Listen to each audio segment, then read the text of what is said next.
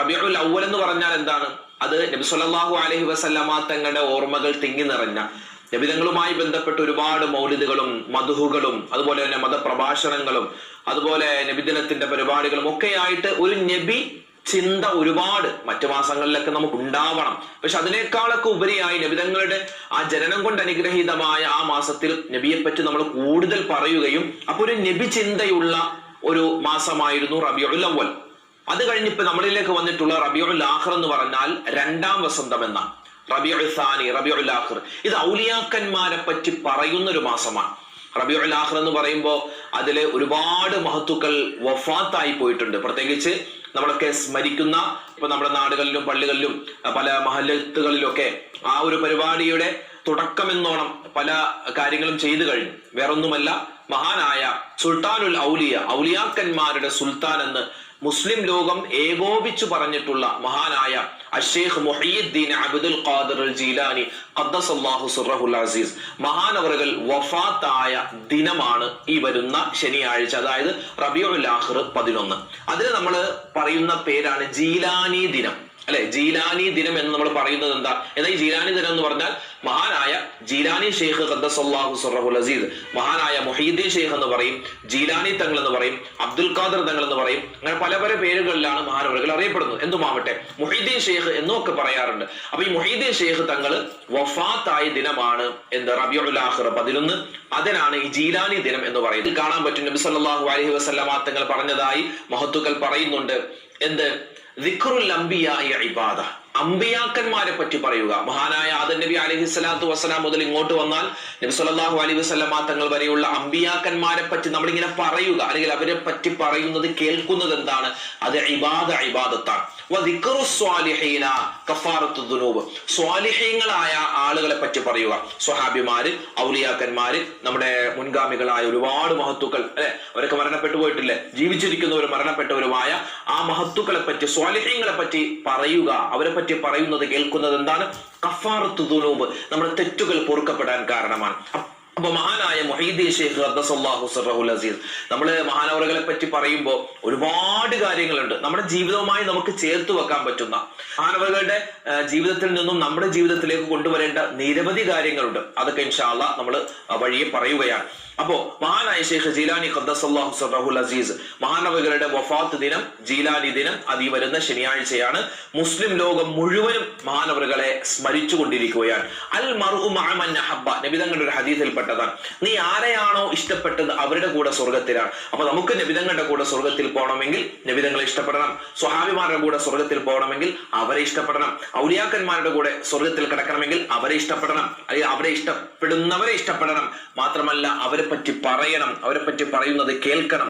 ഒരുപാട് ഗദ്യപദ്യ രൂപങ്ങൾ പലതുമുണ്ട്. അതായത് മുഹയ്യിദ്ദീൻ മാലയുണ്ട്, അല്ലെ? മുഹയ്യിദ്ദീൻ മാലയുണ്ട്, അതുപോലെ മുഹയ്യിദ്ദീൻ മൗലിദ് ഉണ്ട്, മുഹയ്യിദ്ദീൻ റാത്തീബ് ഉണ്ട്, ഖുതുബിയ്യത്തുണ്ട്. ഇതൊക്കെ മഹാനായ ഷെയ്ഖ് ജീലാനി തങ്ങളെ പറ്റി അനുസ്മരിച്ചുകൊണ്ട് മഹാനവറുകളെ പറ്റി എഴുതപ്പെട്ട ഒരുപാട് മൗലിദുകളും ഖുതുബിയ്യത്തുകളും ഗദ്യപദ്യ രൂപങ്ങളൊക്കെ ഉണ്ട്. അപ്പൊ അതൊക്കെ പല പള്ളികളിലും പല നാടുകളിലും വ്യത്യസ്തമാണ്. അതൊക്കെ പാരായണം ചെയ്യലാണ് ഈ ഒരു മാസത്തിന്റെ പ്രത്യേകത. അൽഹംദുലില്ലാഹ്. മാത്രമല്ല ഈ മുഹയ്യിദ്ദീൻ ഷെയ്ഖ് ഉൾപ്പെടെ നിരവധി ആളുകൾ കേരളത്തിലും കേരളത്തിന്റെ പുറത്തൊക്കെയുള്ള ഒരുപാട് സയ്യിദന്മാർ, നമ്മളത് കഴിഞ്ഞ വീഡിയോയിൽ നമ്മൾ ആരൊക്കെ മരണപ്പെട്ടു പോയി എന്ന് വിശദമായി പറഞ്ഞതാണ്. ഇത് അങ്ങോട്ട് കടക്കുന്നില്ല. ഒരുപാട് പേര് വഫാത്തായിട്ടുണ്ട്.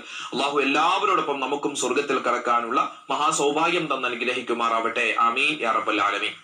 ഇനി മഹാനായ ഷെയ്ഖ് ജീലാനി തങ്ങൾ ആരാണ്? നമുക്കൊന്ന് ചെറിയൊരു ബയോഡാറ്റ പരിശോധിച്ചാലോ. ഒന്ന്, മഹാനായ ഷെയ്ഖ് ജീലാനി ഖദ്ദസല്ലാഹു സിർറഹുൽ അസീസ് മഹാനവറുകളുടെ പേരെന്താ? ഒറിജിനൽ എന്ന് പറഞ്ഞാൽ മഹാനവറുകളുടെ പേര് അബ്ദുൽ ഖാദിർ എന്നാണ്. അബ്ദുൽ ഖാദിർ.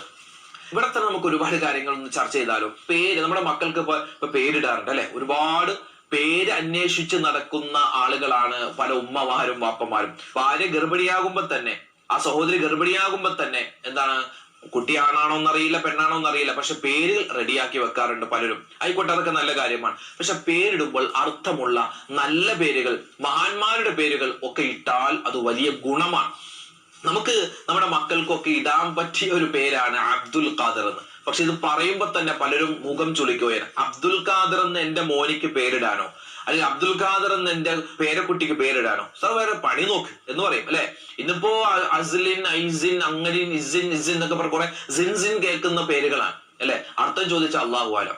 ഏതെങ്കിലും ഒരു പേരിന്റെ അർത്ഥം ചോദിച്ച് ഉസ്താദിന് അറിയില്ലെങ്കിൽ ഈ ഉസ്താദിന് ഒന്നും അറിയില്ല എന്ന് പറയുന്ന സമൂഹമാണ് ഇന്നത്തെ പല ആളുകളും. പറഞ്ഞു വന്നത്, ഇന്ന് പേരിടുന്നത് പേർഷ്യൻ പേരുകളാണ്, അല്ലെങ്കിൽ എന്താ വേറെ ഏതെങ്കിലും രാജ്യത്തെ ഏതെങ്കിലും ഒരു സിനിമാ നടന്റെ പേരുകളാണ് ഇന്നിടുന്നത്. ഇപ്പോ ഈ പേരിന്റെ പറ്റി പറയുമ്പോ 1970-80 കാലങ്ങളിലൊക്കെ അതിന് മുമ്പേ ഉള്ള നമ്മുടെ കേരളത്തെ സംബന്ധിച്ചിടത്തോളം പണ്ട് മുതലേ ഇട്ടുവരുന്ന ചില പേരുകളുണ്ട്. അത് കേരളത്തിൽ മാത്രമുള്ള ചില പേരുകളാണ്. ഒന്ന് അഹമ്മദ് കുട്ടി, അതുപോലെ തന്നെ മുഹമ്മദ് കുട്ടി, മുഹമ്മദ് കുഞ്ഞ്, അതുപോലെ തന്നെ എന്താണ് മൊയ്തീൻ കുഞ്ഞ്, ഇങ്ങനെ ചില കുഞ്ഞ് കൊച്ച്, ഇപ്പൊ കൊച്ചു മുഹമ്മദ്, അങ്ങനെയൊക്കെ പേരുണ്ടല്ലോ.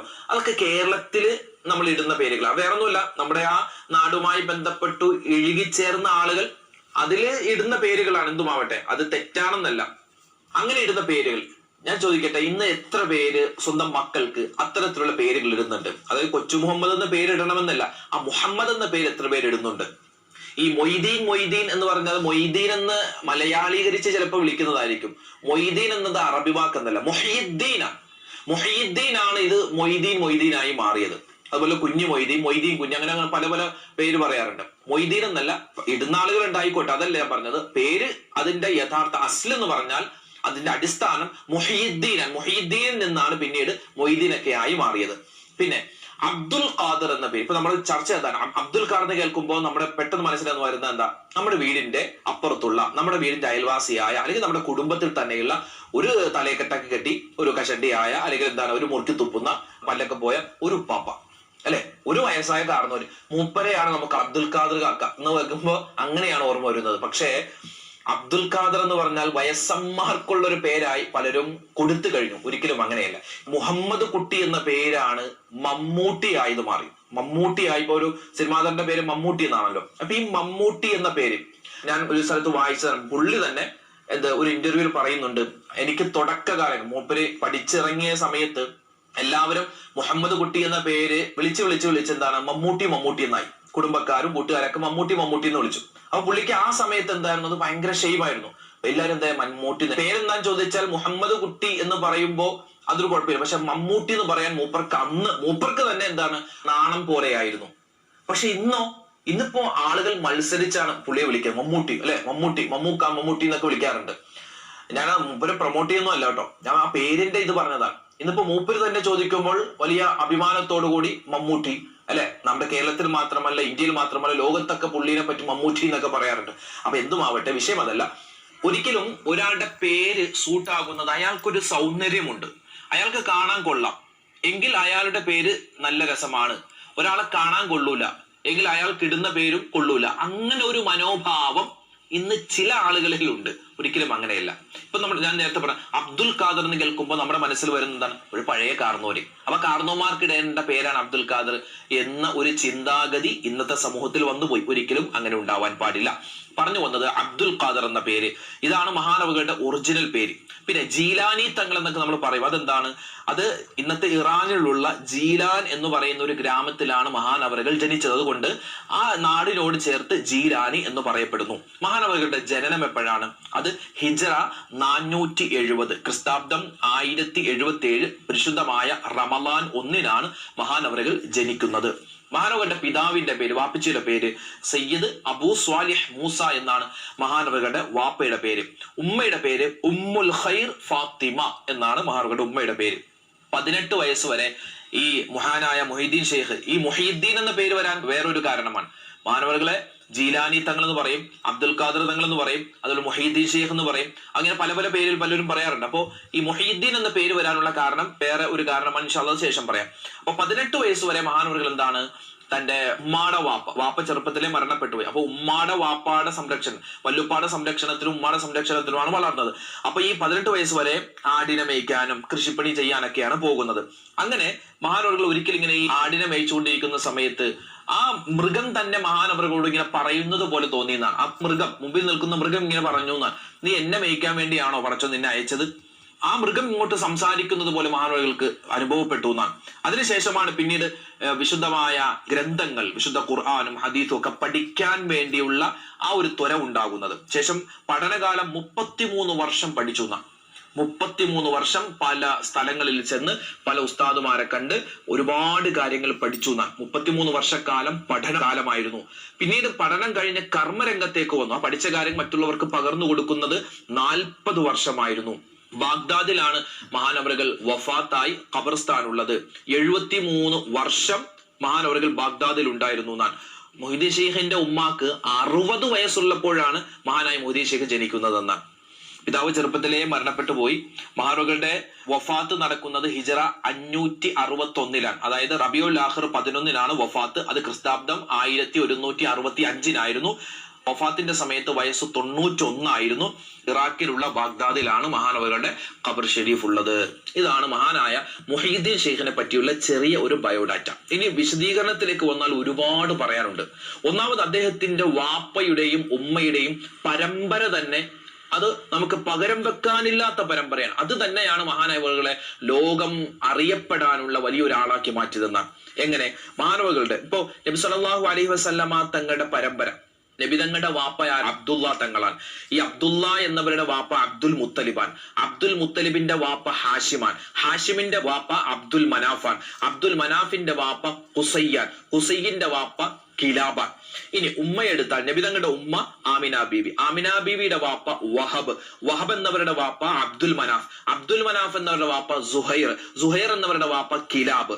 അപ്പോ ഈ നബിതങ്ങളുടെ വാപ്പയുടെയും ഉമ്മയുടെയും പരമ്പര ഇങ്ങനെ പോയി അവസാനം മുട്ടുന്നത് എവിടെയാണെന്നറിയോ? നബിതങ്ങളുടെ ഉമ്മയുടെയും വാപ്പയുടെയും പരമ്പര ഇങ്ങനെ പോയി അവസാനം പോയി മുട്ടുന്നത് മഹാനായ ഇബ്രാഹിം അലൈഹിസ്സലാത്തു വസ്സലാമിന്റെ പരമ്പരയിലാണ്. അപ്പൊ നബിതങ്ങളുടെ പരമ്പര മുകളിലേക്ക് പോയാൽ ഇബ്രാഹിം നബിയിലാണ് പോയി മുട്ടുന്നത്. ഇനി നബിതങ്ങളുടെ പരമ്പര താഴേക്ക് വന്നാലോ? നബി സല്ലല്ലാഹു അലൈഹി വസല്ലമ തങ്ങൾ നബിതങ്ങളുടെ മകളാകുന്ന ഫാത്തിമ ബീവി, ഫാത്തിമ ബീവിക്ക് 2 മക്കളുണ്ട് പ്രധാനപ്പെട്ട, അല്ലെ? ഒന്ന് ഹസൻ, 2 ഹുസൈൻ. അപ്പോ ഈ ഫാത്തിമ ബീവിയുടെ 2 മക്കൾ, ഹസൻ, ഒരു മകൻ ഹസൻ. ഹസൻ എന്ന ആ നബിതങ്ങളുടെ പേരക്കുട്ടി ഹസൻ റളിയല്ലാഹു തആല അൻഹു മഹാനവറുകളുടെ പരമ്പര മക്കൾ ആ പരമ്പരയിലാണ് മുഹീദ്ദീൻ ഷെയ്ഖിന്റെ വാപ്പ വരുന്നത്, സയ്യിദ് അബൂ സ്വാലിഹ് മൂസ വരുന്നത്. ഇനി നബി സല്ലല്ലാഹു അലൈഹി വസല്ലമ തങ്ങളുടെ മകളാകുന്ന ഫാത്തിമ, ഫാത്തിമ ബീവിയുടെ മറ്റൊരു മകനാണ് ഹുസൈൻ റളിയല്ലാഹു അൻഹു. ഈ ഹുസൈൻ റളിയല്ലാഹു അൻഹുവിന്റെ പരമ്പര വന്നാണ് ഈ മുഹീദ്ദീൻ ഷെയ്ഖിന്റെ ഉമ്മ വരുന്നത്, ഫാത്തിമ ഉമ്മുൽ ഖൈർ വരുന്നത്. അപ്പോ നബിതങ്ങളുടെ പരമ്പര മുകളിലേക്ക് പോയാൽ ഇബ്രാഹിം നബിയിൽ മുട്ടുന്നത് പോലെ നബി സല്ലല്ലാഹു അലൈഹി വസല്ലമ തങ്ങളുടെ പരമ്പര ഇങ്ങോട്ട് താഴേക്ക് വന്നാൽ ഫാത്തിമ ബീവിയിലൂടെ, ഹസൻ തങ്ങളിലൂടെ, ഹുസൈൻ തങ്ങളിലൂടെ താഴേക്ക് വന്നാൽ അത് എവിടെ വരുന്നു മുട്ടുന്നു? അത് മഹാനായ മുഹീദ്ദീൻ ഷെയ്ഖ് ഖദ്ദസല്ലാഹു സിർറഹുൽ അസീസിൽ വന്ന് മുട്ടുന്നു. ഇനി ആ പരമ്പര താഴേക്ക് ഇനിയും വരുന്നുണ്ട്. അതിങ്ങനെ വന്ന് അവസാനം ഇമാം മഹദിയിലേക്ക് എത്തുന്നു. മഹദി ഇമാമിന്റെ വാപ്പ, മഹദി ഇമാമിന്റെ ഉമ്മ, അവരുടെ പരമ്പര ചെന്ന് മുട്ടുന്നത് ഈ ഹസൻ ഹുസൈൻ എന്ന ഫാത്തിമ ബീവിയുടെ മക്കളിലേക്കാണ്. അന്തൽ ഹസനിയ വൽ ഹുസനിയ കുൻത മഅ അബൻ വ ഉമ്മൻ ശരീഫൈനി ഖദ് ഇജ്തമഅ. അപ്പൊ അതായത് ഹസൻ ഹുസൈൻ എന്ന ആ ഒരു സുന്ദരമായ നബിതങ്ങളുടെ പരമ്പര, ആ പരമ്പരയിലാണല്ലോ മുഹീദ്ദീൻ ഷെയ്ഖ് തങ്ങളെ നിങ്ങളുടെ വാപ്പയുടെയും നിങ്ങളുടെ ഉമ്മയുടെയും നിങ്ങളുടെ പരമ്പര പോയി മുട്ടുന്നത് എന്നൊക്കെ മഹാനായ ഷെയ്ഖ് ജിലാനി തങ്ങളെ പറ്റി പറയുന്ന ഗദ്യപദ്യങ്ങളിലൊക്കെ കാണാൻ പറ്റും. അപ്പൊ വലിയ ശ്രേഷ്ഠതയും എന്തുകൊണ്ടാണ് സുൽത്താനുൽ ഔലിയ, ഔലിയാക്കന്മാരുടെ നേതാവെന്ന് മഹാനായ ഷെയ്ഖ് ജിലാനി തങ്ങൾക്ക് പേര് വരാനുള്ള കാരണം?